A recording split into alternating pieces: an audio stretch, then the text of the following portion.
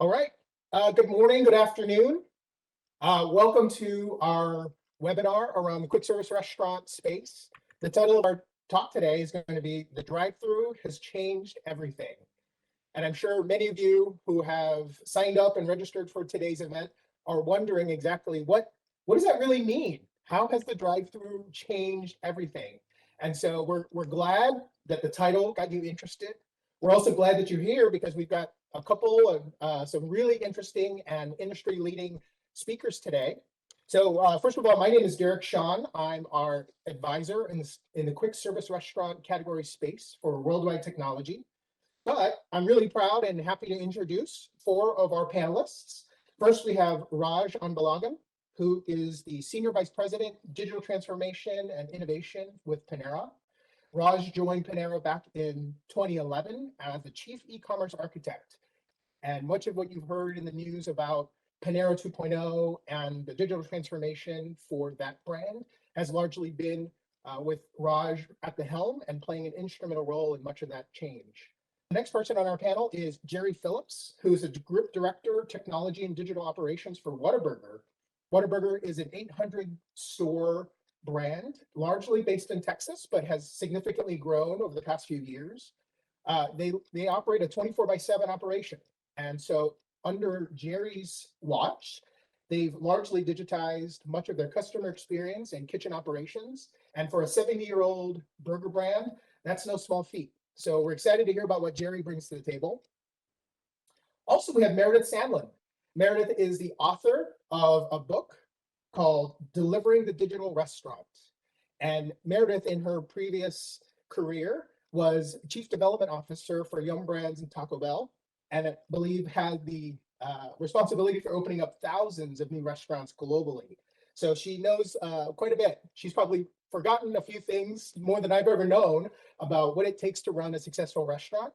And she has been with a watchful eye, seeing all the technology, the evolution in the restaurant space over the last 2 decades. So we're excited to have Meredith with us.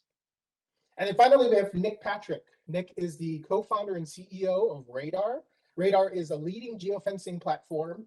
And if you're familiar with the way that the world is going nowadays, the mobile devices and having precise location awareness is really what's powering much of these digital customer experiences. So we're excited to have all four panelists with us. And so let's dive right in. The title of our talk, The Drive-Thru Has Changed Everything. And would love to just open up our discussion today, maybe with Raj. Maybe you can share with us your perspective. How has the drive-thru really changed things for Panera in the last 18 months? Sure. Thanks, Derek. Great to be part of the discussion. Hello, everybody. Drive-thru, as we all know, played a huge part during COVID when we had to close all the dine-in space. Our guests actually pivoted more and more towards curbside delivery and mostly to drive-thrus. So if you look at the cafes with drive-thru, the sales continue to stay stronger. That actually resulted in us actually opening up a virtual drive-thru for cafes that did not have drive-thru. So if you look at the drive-thru evolution in over the last 18 months or so, it went from a combination of drive-thru and a virtual drive-thru to now, if you fast forward and look at it now, drive-thru is still strong channel even after the cafe dining space open. In addition to drive-thru, in a traditional sense, we also have digital-only drive-thru. So digital-only drive-thru is where kind of you place an order ahead and leverage drive-thru channels more for a pickup. While we're doing that, the traditional drive-thru is very, very strong. When it comes to technology's role, technology continues to play a huge role in unlocking new business models, and actually also allows the concepts to stay ahead of dynamic changes to either consumer demands or shifts driven by pestle, more like political, economical, societal changes. So technology continues to play a huge part in keeping up with all the changes. If you look at it, the concepts with tech and digital maturity are able to easily navigate the change in landscape and in fact able to lead the change. Very good. Thank you, Raj. And Jerry, what about you? What about for Whataburger? How has the drive-through really evolved in the last 18 months? Yeah, thank you, Derek, and agree with Raj and the entire panel. Glad to be here. Hello, everyone. What a fast 18 months it has been, and for a business like here at Whataburger, we were already very dependent, and our users and customers really used that drive-through. However, during the pandemic and as we're starting to come out of it, we're not really seeing much change in that growth. That we'd grown so quickly during the pandemic that we're seeing people stick to that channel. Much like our friends over at Panera and others, we're seeing other demands that have brought up those virtual drive-throughs, as Raj called it, and how technology can help enable those channels to meet that customer where they want to be met and when they want to be met has been really huge for Whataburger and the industry as a whole. But we peaked at about a little over 90% of our business going through our drive-throughs, and again, seeing that stay up there, which even with our dining rooms open, has definitely made us look at how we can implement technology slightly different, and also stepping into the kitchen and how do we continue to meet those demands of having all those channels open at one time. Absolutely. Yeah, I've had the opportunity to go to both a Panera and a Whataburger, and as a fan, both of the brands, but also a fan of the industry. It's really interesting to see how your companies have really leveled up how the drive-through experiences are meeting customers where they need to be.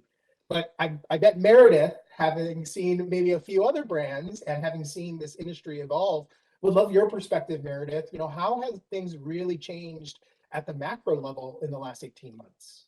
Yeah, well, as Jerry said, it's been quite an 18 months. And one of the things that's been most interesting to me as a former developer, real estate developer of drive-throughs, is that there are a lot of cities out there who are not necessarily drive-through friendly. And what the consumer showed us over the last 18 months is that they really want drive-throughs. They value that channel, they value the convenience, and they value the perceived safety of remaining in their car. I know certainly when I had a young son, just the ability to pick up food without having to haul him out in his car seat was enormous. And that's true for a lot of people, whether they, don't want to deal with the weather in some parts of the country, or if they have trouble maybe walking from their spot into the restaurant. The drive-through is hugely convenient.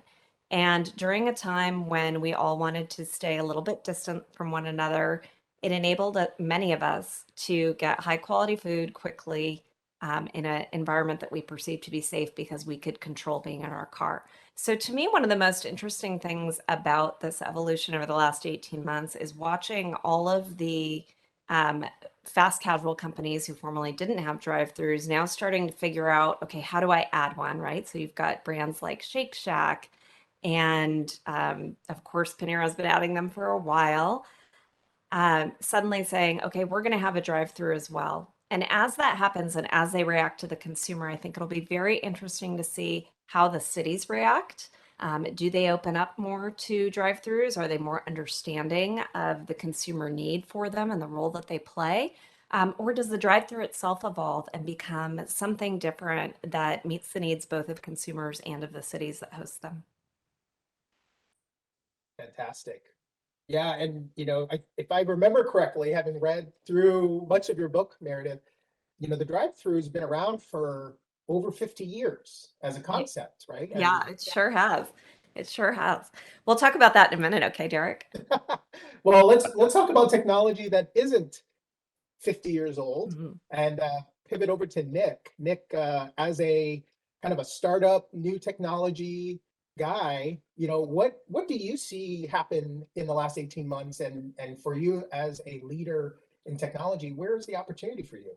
Yeah, thanks, Derek. I mean, in the early days of COVID, I think where we saw the most innovation was in curbside and really sophisticated experiences around curbside, like location-based arrival detection and order firing.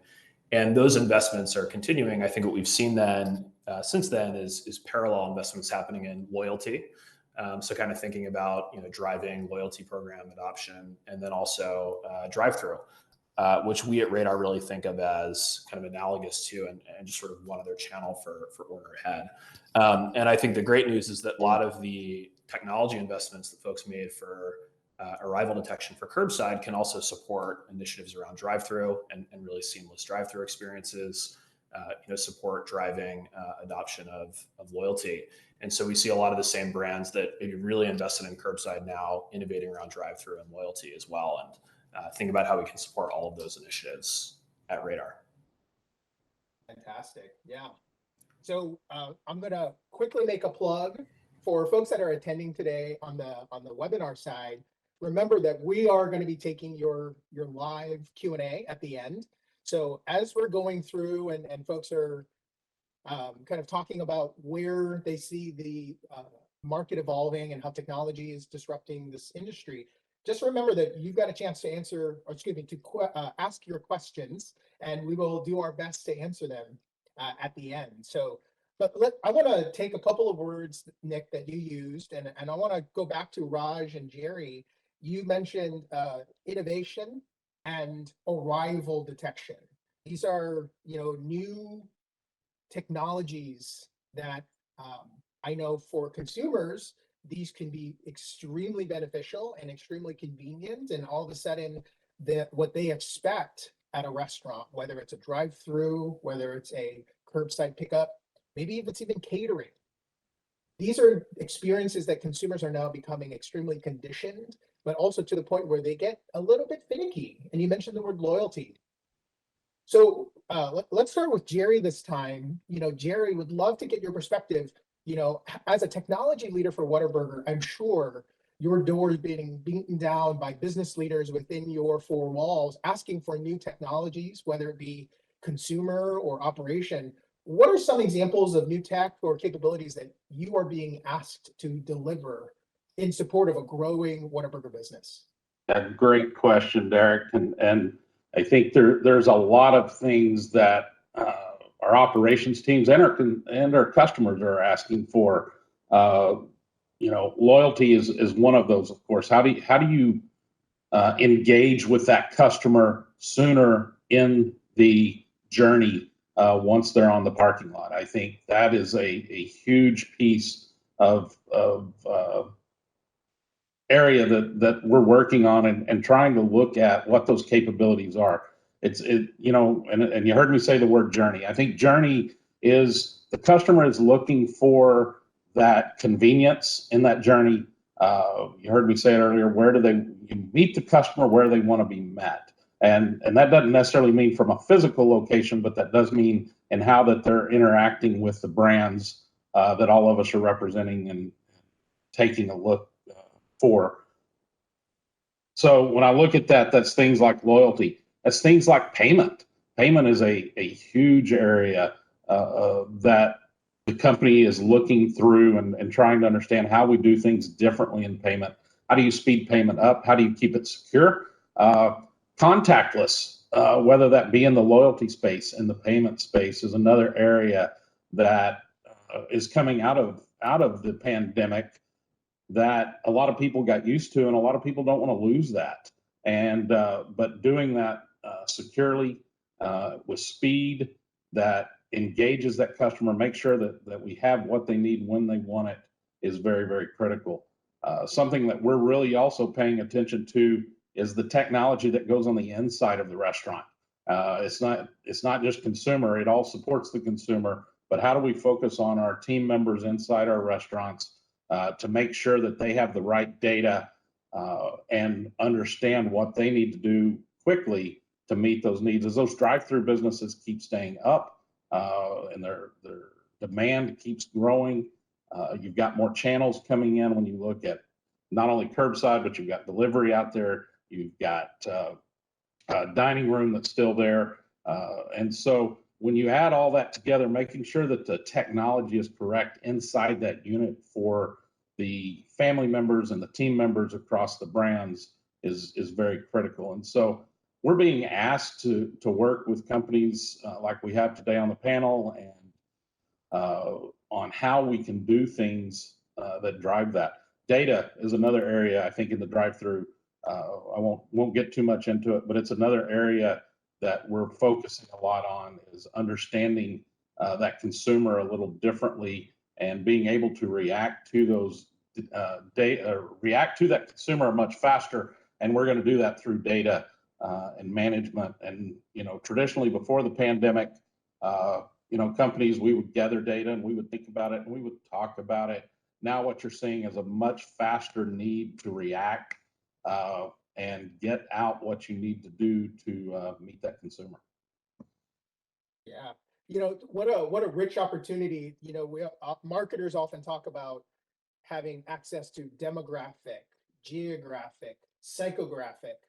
And back when e-commerce was, on its explosive trajectory, there was a lot of missing pieces in an e-commerce journey where you couldn't get much of that. All you could really get to was, what are they buying and when are they buying it? And my goodness, these the drive-through technologies now have such a big opportunity, to your point, if you can only harvest that type of data, right, Jerry? What's maybe follow-up question for you? Is there an example of something that you guys are doing, though? Just not to tip your hand at all, but what are some of the things you guys are doing to help create a better family member work shift, let's say, by using some of that data? So, we've talked about all the channels that you can get orders coming through, or you have orders coming through. Making sure that a simple thing, but it sounds easier, is making sure things come through those channels and look the same when they come into that makeup line, and making sure that the family members can understand those, read those. In a brand like ours, we love customizations. That's what we stand on, and customizations are great, and they bring a lot of complexity with them. And so we're doing a lot of research efforts in that phase to make sure that information is getting to the family member in a very clean, precise, direct way that they can deliver that food and that experience. The quality of the food, time, drive-through lines is another one that we're looking at data as we all have said. Drive-throughs are busier and they're staying busier.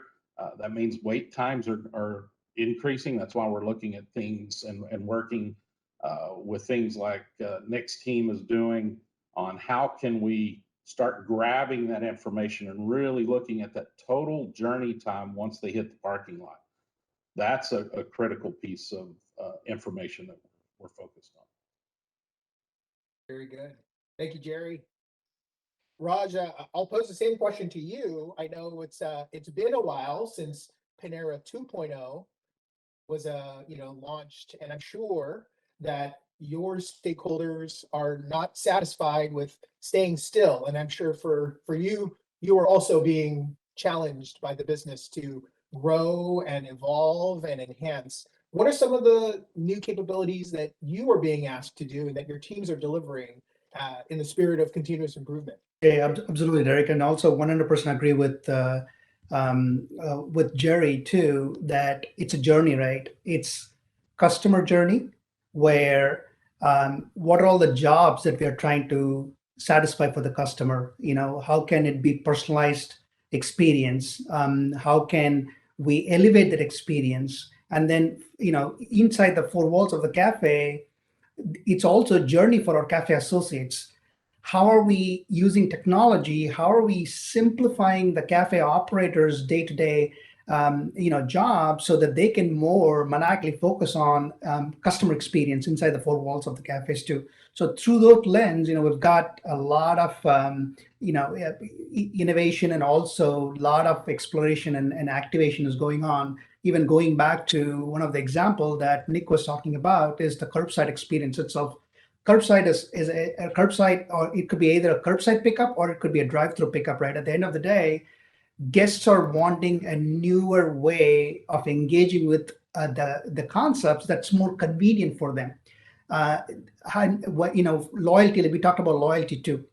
Vast majority of our transactions are loyalty transactions. So which means a loyalty member coming in, it's completely personalized to their purchasing behaviors based on their day parts and what they have done. So it's kind of starting with personalized experience and then leading into curbside. For example, when I'm placing a curbside order through an app, as I pull into a cafe, how can we make it seamless? For example, leveraging a geofence to be able to detect that, okay, hey, Nick, who placed an order, actually pulled up in the parking lot, and notifying our cafe to know that the Nick is already in the parking lot for the cafe to actually deliver the food, either the curbside or at the drive-through. So as being one example.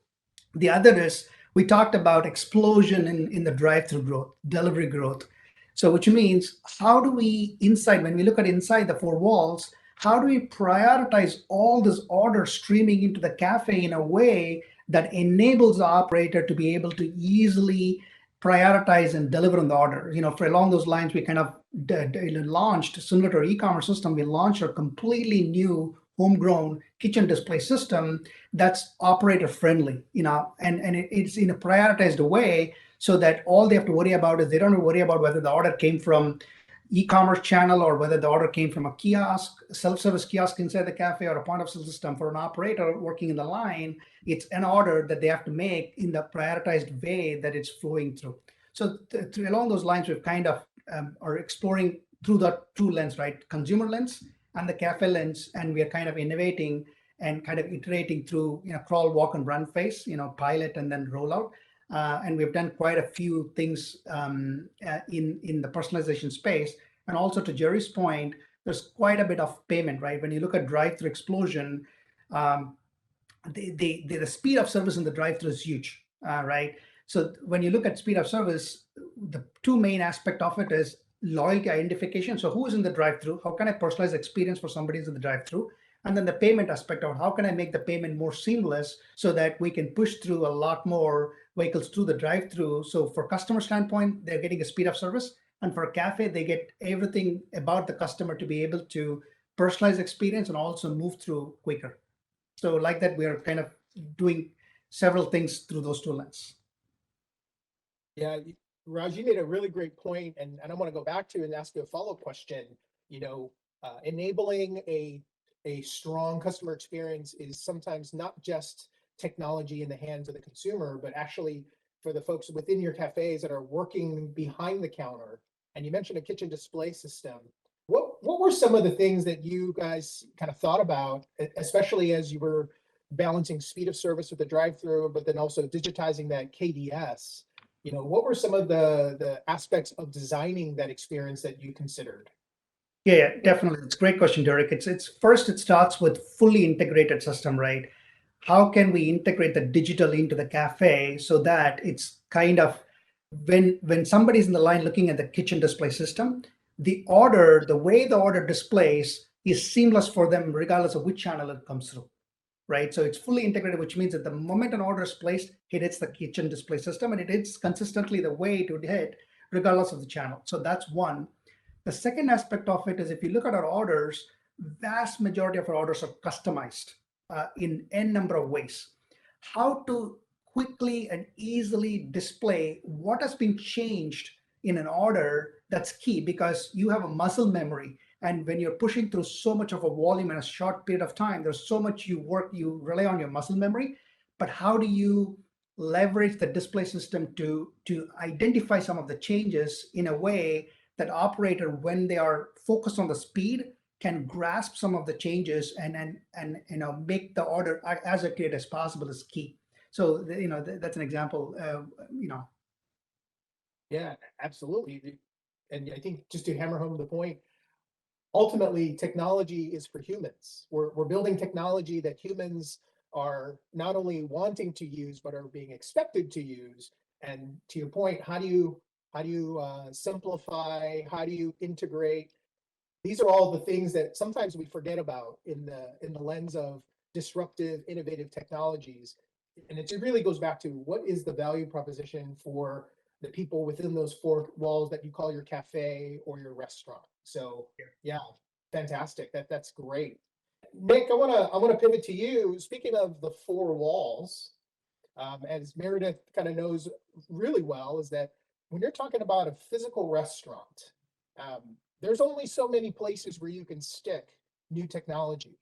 And the technology footprint in many cases has been largely limited by literally physical spaces. You have these concrete walls, you have remote locations, you have, internet service providers who aren't necessarily that interested in providing the level of reliable service that a digitized, always on connected restaurant would need.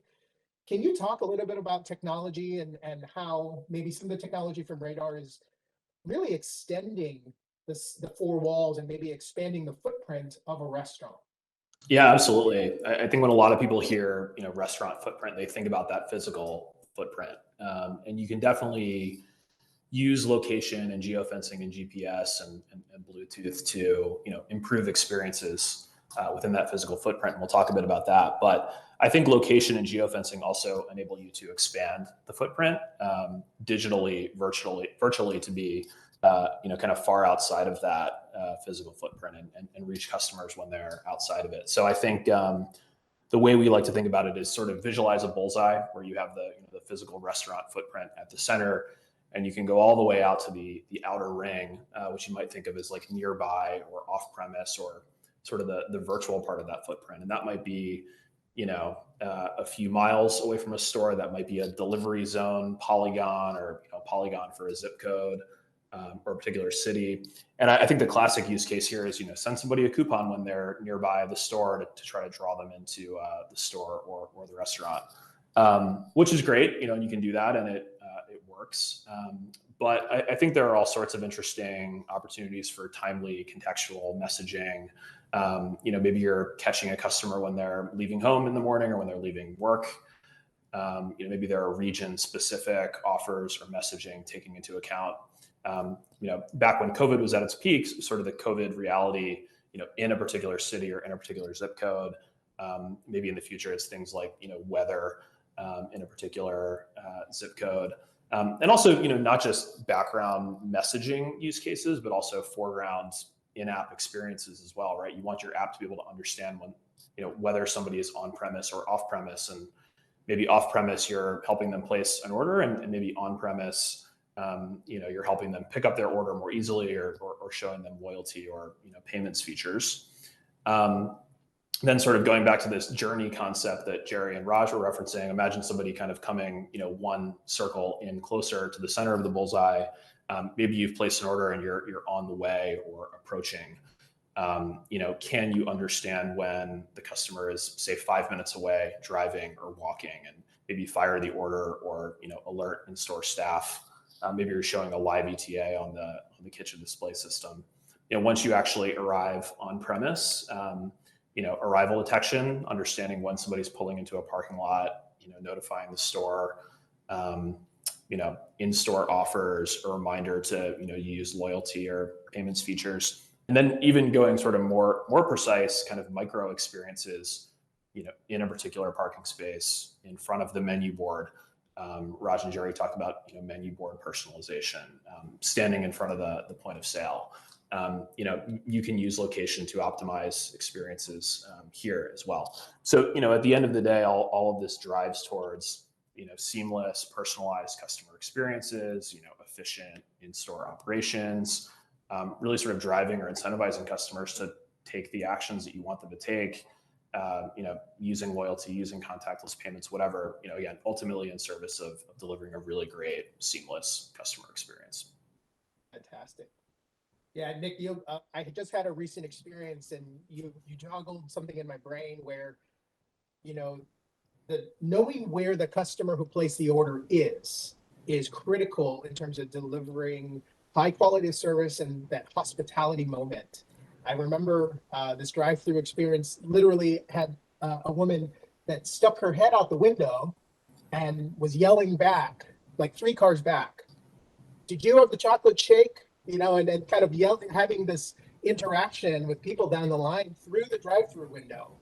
And of course, not every brand can be as progressive as the brands on this call, but operators will find a way. I guess that's my key point, is that operators will find a way to overcome whatever challenges they might have and deliver a high quality customer experience for their guests in the spirit of driving that loyalty and that repeat experience. So, I'd love, Meredith, your chapter in your book, chapter 3, plug, is entitled "Delivery is the New Drive-Thru," and there's so much to unpack in that chapter.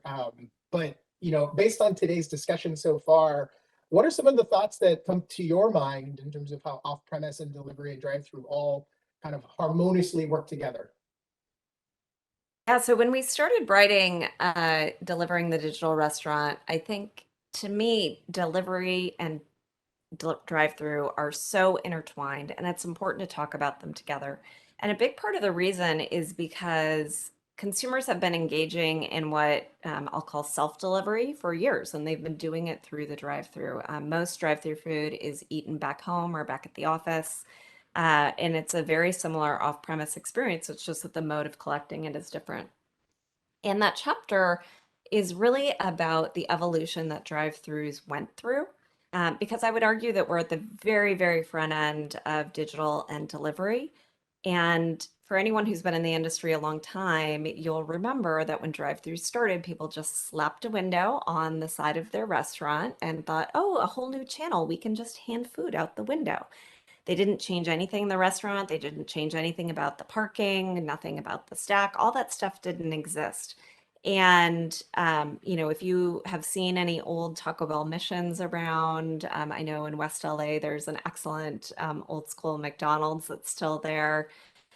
There are examples of these around the country where you'll see this drive-through and you'll think, well, what were they thinking? And what they were thinking at that time was, well, I'm primarily a restaurant, and people walk up or they dine in, and I'm just sticking this thing on the side. And that's kind of where we are in the digital evolution. I think there's some brands that I would accept to that who really understand the future of where we're headed.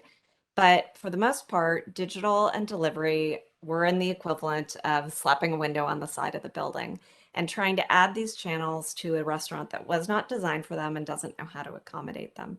And as a result, you hear a lot of restaurants say things like, delivery is growing a lot, but I don't like it. Or my consumers seem to want a digital interaction, but it's going to require a lot of investment. Potentially things like the delivery channel is less profitable than my other channels. And a lot of that is because they haven't designed for digital and delivery. And once you start thinking about the restaurant differently and start thinking about designing exactly for those experiences, you're going to figure out a way to deliver those things in a cost-effective and profitable manner. And that's when I think the world starts getting a bit more even, and where we start seeing delivery penetration that's even higher than what it is today. I know it seems crazy after what we've just been through after the pandemic here with the last 18 months. But as restaurants get really, really good at accommodating delivery in an efficient and profitable manner, you could see delivery penetrate as high as what drive-throughs done in the restaurant industry. And at that point, consumers are going to look at it and they're going to say, wait a minute, I could go out, drive to a place, sit in line, go through a drive-through and get my food, or I could just have it brought to me. And I think there are some among us who've already decided that having it brought to me is totally worth it, generally for an extra cost. And what it will happen over time, and this is a pretty extreme statement, is that the relative cost of going to get it versus having it brought to me are going to equalize. And when faced with the choice, consumers say, I want value, I want convenience. Well, what's a better value than having something brought to me? What's more convenient than having something brought to me? Those two channels, once designed properly, will start to compete a lot more with each other. Fantastic. Fantastic. Quick follow-up question, Meredith. In your travel and your studies, what's something that you like mentally get blown away by? Somebody who's just come up with a brand new idea that you think, wow, I didn't even think of that. I mean, you've seen a lot in your career. Maybe you don't have to necessarily name the brand per se, but what's an idea that you recently stumbled upon and thought, wow, they are absolutely going to be revolutionizing this channel? Yeah, it's been fascinating to me over the last few months to see all the different brands coming out with their vision of what a drive-through of the future looks like. and seeing how they accommodate them. And I think the main design challenge that everyone's trying to solve is that an order ahead pickup has a different throughput rate than someone who is ordering on site and picking up. And whether people are solving that through a technology like geofencing, or they're solving that by the consumer saying when they're going to come, having them go through the same line clearly doesn't work, because now you've got someone with a long lead time and someone with a short lead time competing with each other in that line. And so you see, brands like Taco Bell with the Defy building, putting the kitchen on top and multiple lanes down below. The Shake Shack version had multiple lanes going through in the rendering that they released. Chipotle has decided to just dispense with ordering on site altogether. In their Chipotle lane, you order ahead and then drive through. So I think brands are experimenting with the right challenge, which is these really are very different channels, and they have very different timing associated with them. And to have someone order ahead and then wait in line behind someone whose food is being made doesn't make any sense. But not all of us are Chipotle and don't have that legacy drive-through behavior to accommodate and can just skip straight ahead. And so that's where you start to see these drive-throughs with lanes differentiated by channel of service. Fantastic. Thank you. And you you mentioned a very important point, which goes into our next question for Raj and Jerry, which is really what we're seeing is that confluence, so that connectivity between the physical spaces and the digital experiences. And I know Jerry and Raj, both you guys have been at the helm of these quickly evolving, extremely innovative and aggressive, in some cases, digital evolutions. What are some of the things that are happening on the physical side of your restaurants that are having to catch up, or this rate of change that we talked about earlier? In what way are your restaurants now being redesigned in order to catch up to the digital consumer expectations? Raj, let's start with you in Panera. Sure, Derek. One of the things that's actually going to come up in the next few weeks is you probably already saw in the news article that we are opening up our next generation of Panera Cafe in Baldwin. Actually, that's going to be opening up in like 2 weeks, and that's actually truly not only thinking through the current constraints, but it's also more thinking futuristic on how we are seeing the consumer experience shifting, and also how we are expecting the cafe operation shifting. But those in mind is where that concept is going to be coming, and we're going to be also looking to retrofit a lot of that in our existing stores too, based on the learning.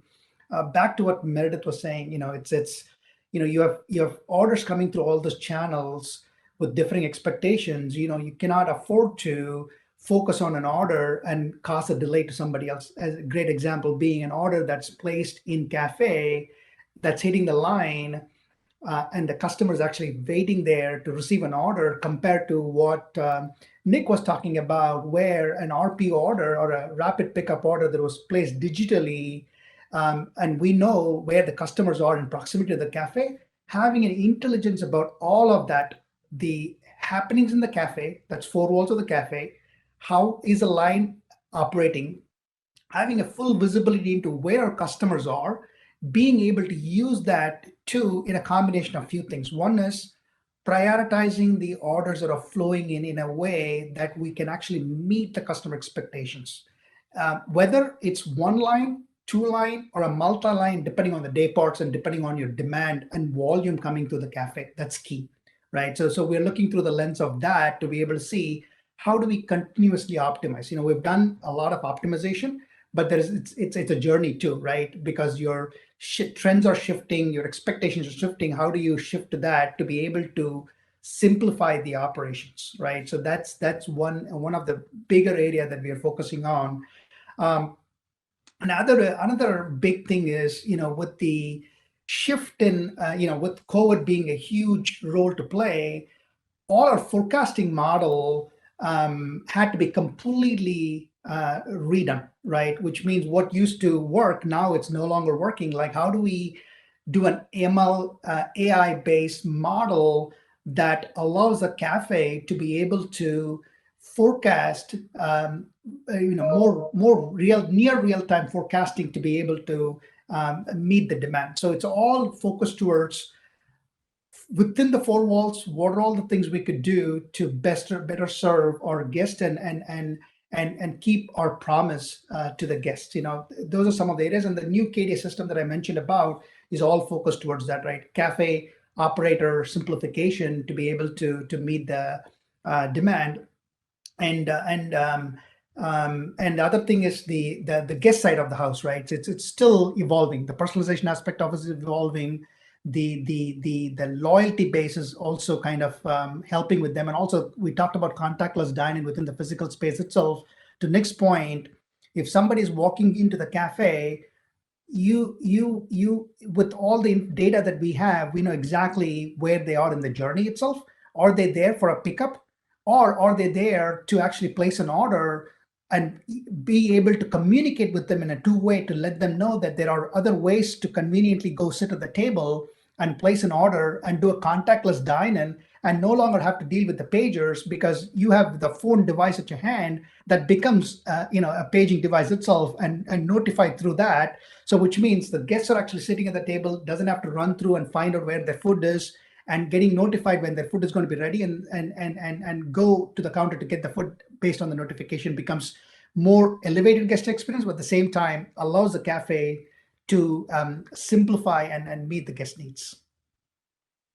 That's fantastic. Yeah, I can't tell you, one of the great things about Panera is that cafe concept and being able to stay there for a little bit longer. I know it kind of goes a little bit counter to much of the quick service market where turning a table the fastest possible is really the objective. But Panera many years ago said, well, what if we can get somebody to stay?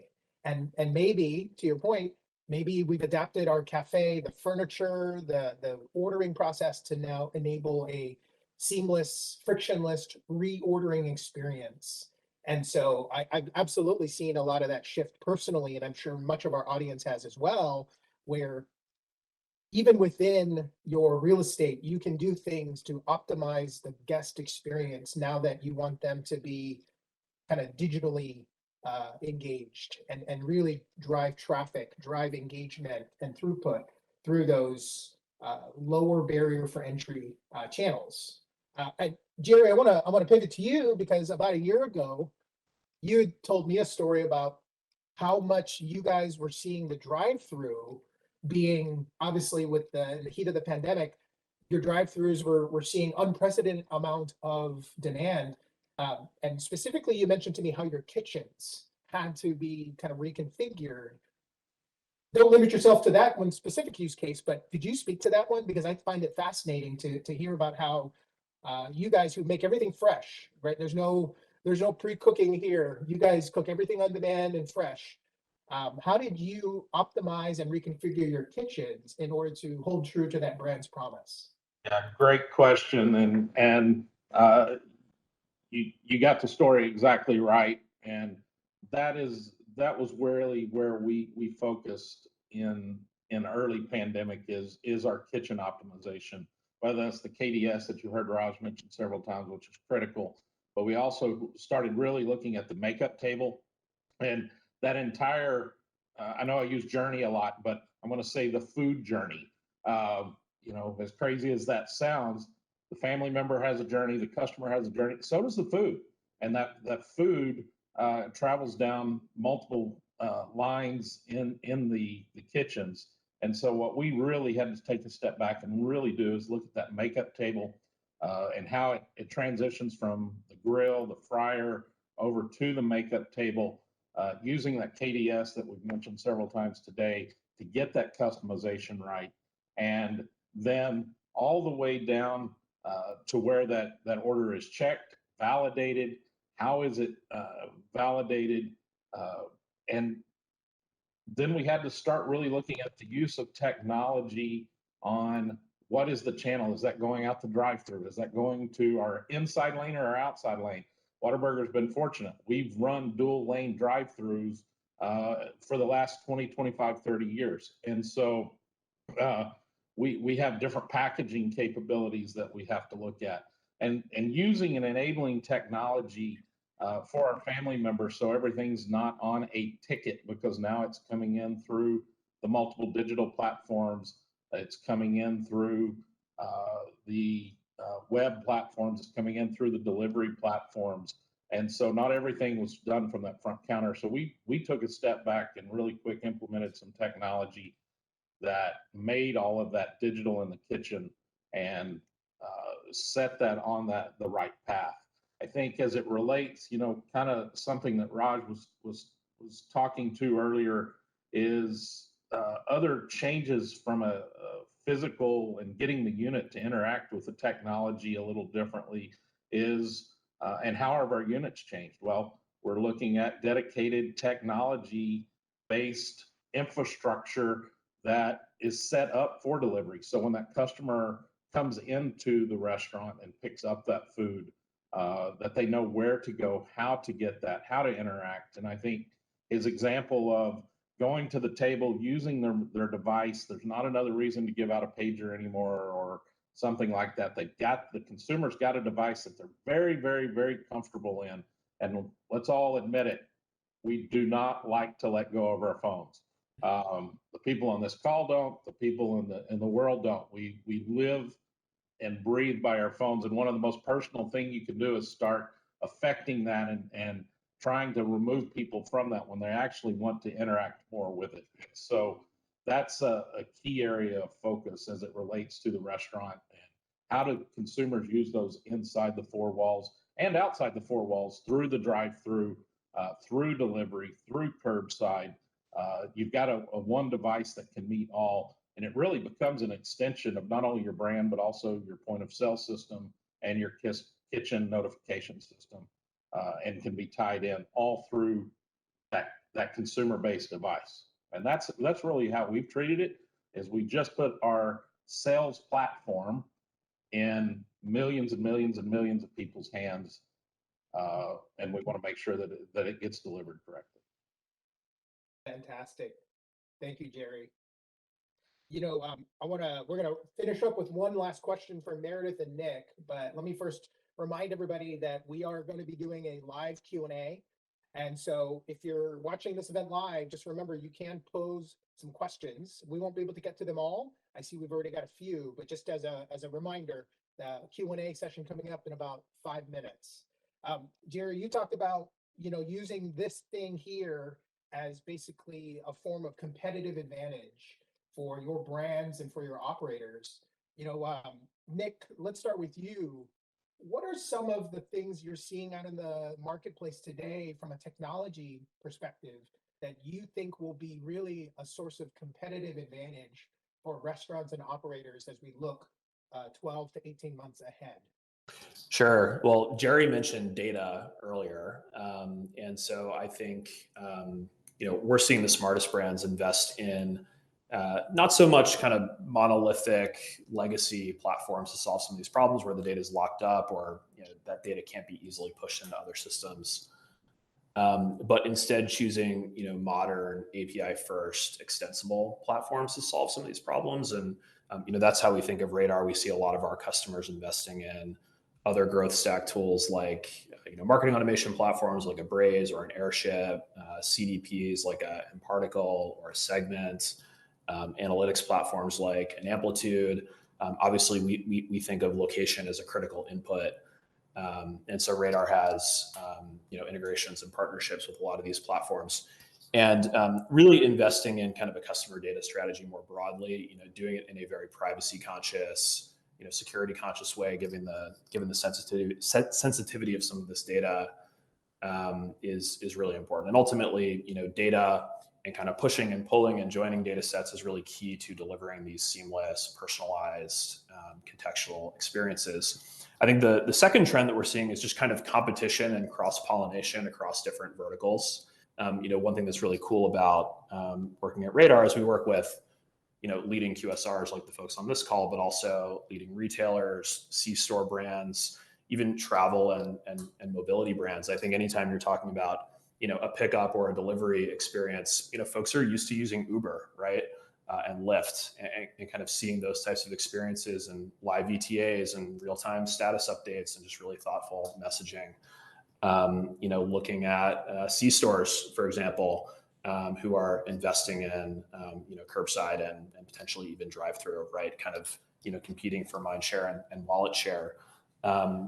Travel, airlines, hotels, thinking about, seamless, safe, contactless, automated check-in, worker shortages, investing in digital. So sort of seeing parallel investments in, experiences around, contactless pickup, delivery, both in the form of competition and cross-pollination in other verticals.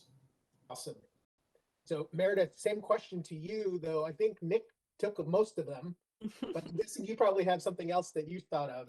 What will create competitive advantage for restaurants? Yeah, absolutely. So, the last chapter of our book, Delivering the Digital Restaurant, is a chapter in which we asked every single person we interviewed, of which are about 100, what they thought would happen over the next 10 years in the restaurant space, which was fascinating to hear their feedback. And I think, again, reiterates the point that we're just at the very, very front end of all this change. And while it feels like it's been massive so far, there's a lot more to come. The biggest thing that I think we see is a rise to something we'll call personalization 3.0. And right now, all of the brands are trying to personalize in a very, what I'll call Amazon type way, right? You bought this, and so you'll also like that. And it's hard. It is really hard. I won't pretend like it isn't. The hardest thing, I worked with a retailer this last year trying to combine their data across their different channels just to get one unified view of the customer. It turns out that behavioral segmentation and behavioral analysis is the most predictive kind of segmentation you can do. I've heard the CTO at Netflix describe that what someone has watched before is more indicative of what they're likely to watch than is their age, their race, their location in the country that they're living in, their psychographic profile, anything else. Just literally looking at things that they liked, it tells you what they're going to like in the future. And for restaurants, that base challenge of getting one unified view of a customer when maybe sometimes they use their app and they've got the loyalty on, and then other times they come with a friend and they're not because that friend is paying cash. You don't always have all of the information about the consumer to create one unified behavioral view of someone who might be a super fan, right? So starting there is the most important thing. Getting all of your data to talk to each other so that if you have a consumer who's using one channel versus another, you still see them as the same consumer. But the next level of that is being able to let the consumer own that data and being able to let the consumer say, well, my doctor said this, my nutritionist said that, my fitness coach said this, I like these 5 brands, here's everything I ate over the last 6 months, and therefore, what should I be eating next? And once the consumer owns that data and is able to create a unified view of recommendations for them, personal to them, that's when we get to personalization 3.0. So what will it take to make that happen? I mean, it will take a lot of the things that we're already talking about, but combined in a more unique way that the consumer owns it. The other thing I think we're going to see a lot more of is AI in the space. Already you see Wendy's making big announcements, McDonald's making big announcements about AI. And I think this is indicative of the labor challenge we have in the industry. They're probably mostly using it for natural language processing to understand inbound orders as spoken by humans placing orders.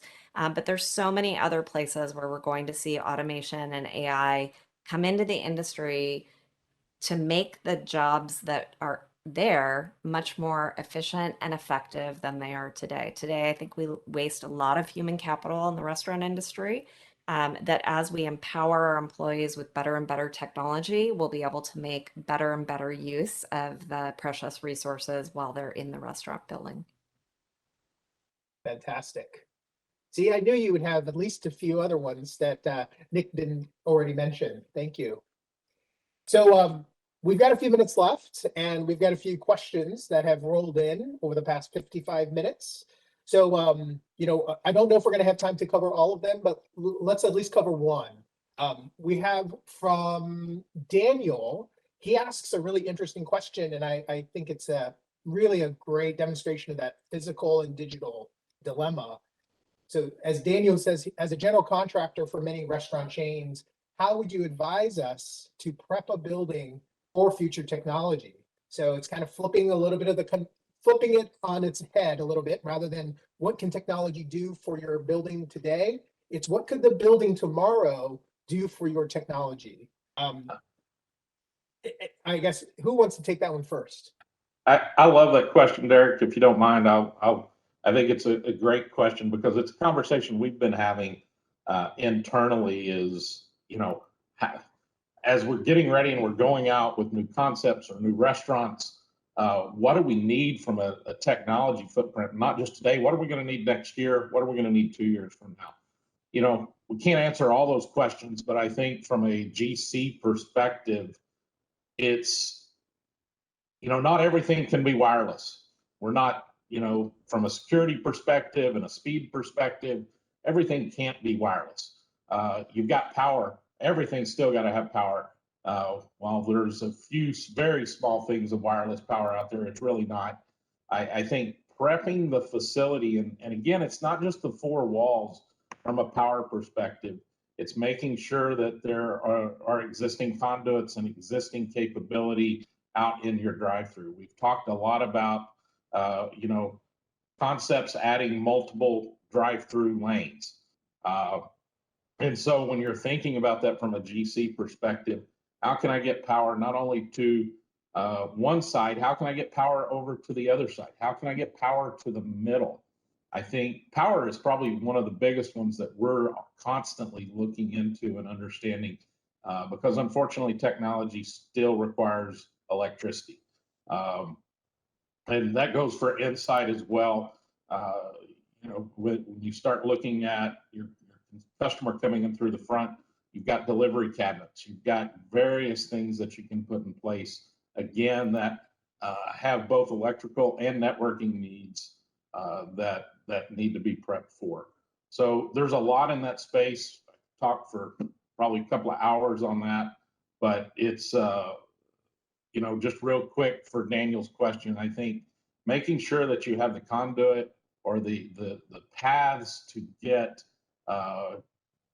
infrastructure out to that drive-through and around that facility without having to come in and doing, major trenching or tearing walls open or things along those lines is critical. Even if it's just a stub that's capped off and marked on a good set of plans where people know where they are, can provide huge value.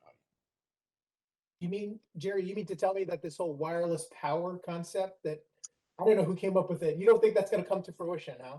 Well, not anytime soon, not the timeline that we're talking that we're wanting to make change.